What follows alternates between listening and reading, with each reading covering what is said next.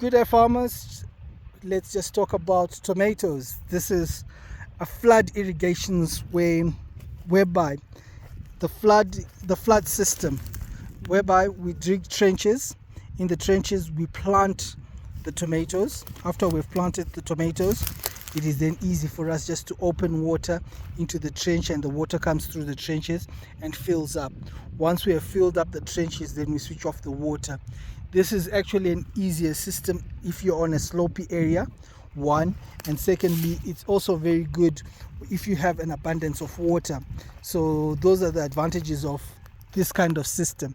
But normally when you need to make sure that the plants are actually very close to one another, as you can see, but also after they have become close to each other, as they grow bigger, you now need to thin them.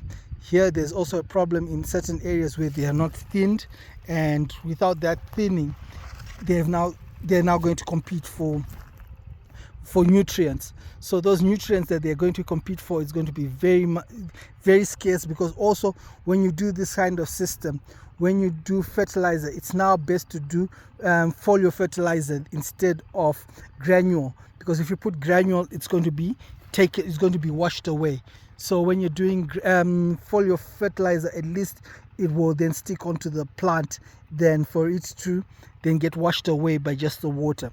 So here is a good example of how to do it on this kind of farming procedure, and I hope this gives an idea of one or two people who have got water and a way of using flood irrigation system. Thank you very much. Thank you for subscribing. Thank you very much for liking the channel, and I will keep you updated.